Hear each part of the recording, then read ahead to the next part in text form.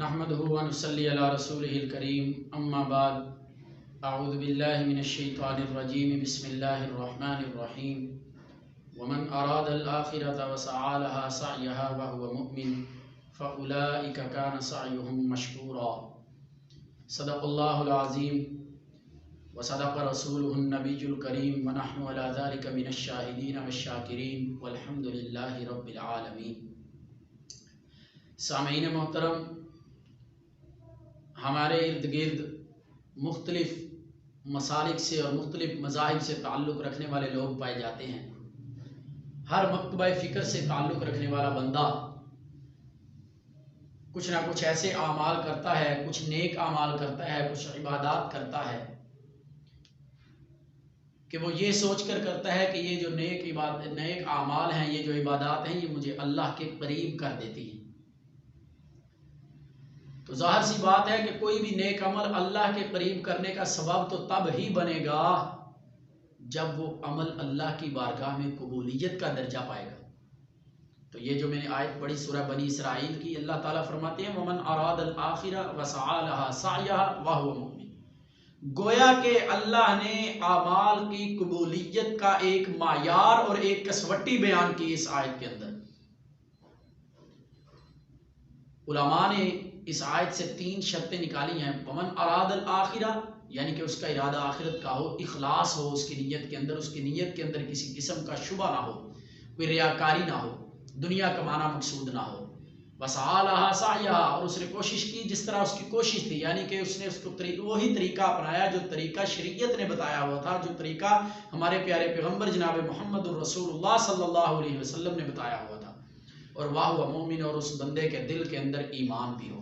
تو گویا کہ یہ 3 شرائط ہیں اعمال کی قبولیت کی: ایمان، اتباع سنت اور اخلاص۔ ایمان کیا ہے؟ حدیث جبریل مشہور ہے، نبی صلی اللہ علیہ وسلم نے فرمایا، انہوں نے پوچھا مل ایمان، ایمان کیا ہے؟ نبی کریم صلی اللہ علیہ وسلم نے فرمایا ان تؤمن باللہ وملائکتہ وکتبہ ورسلہ والیوم الآخر وتؤمن بالقدر خیرہ وشرہ،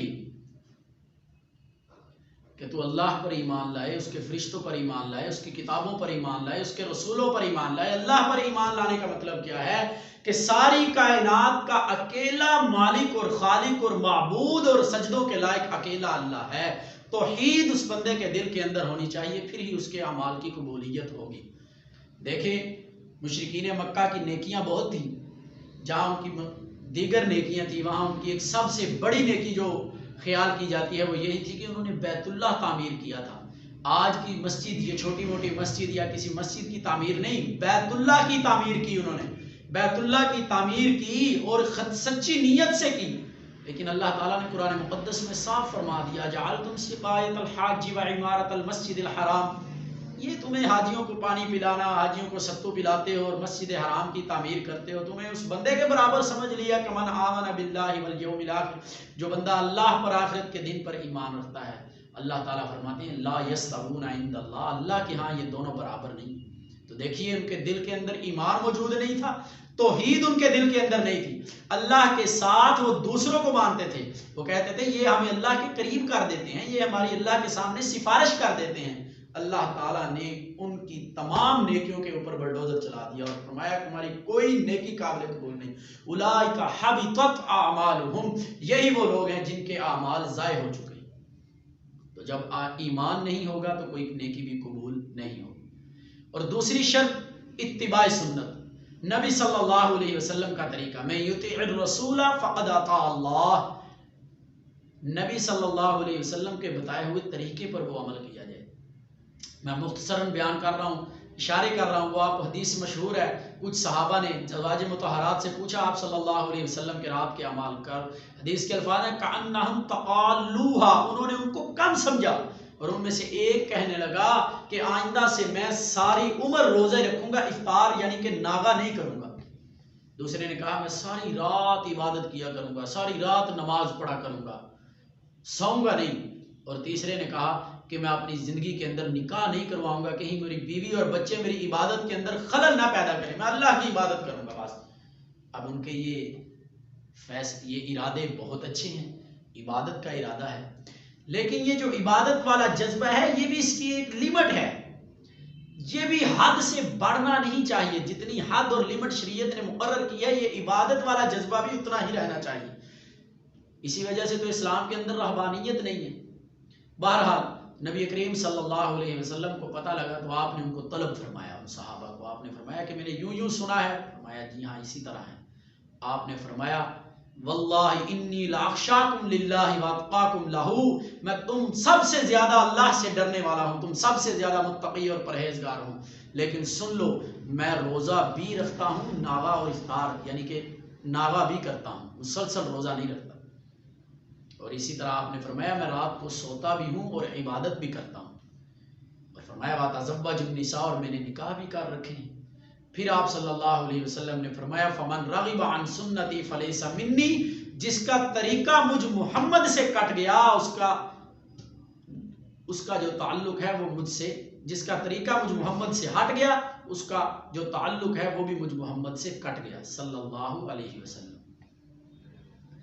تیسری شرط جو ہے وہ ہے اخلاص نیت، نیت کا خالص ہونا۔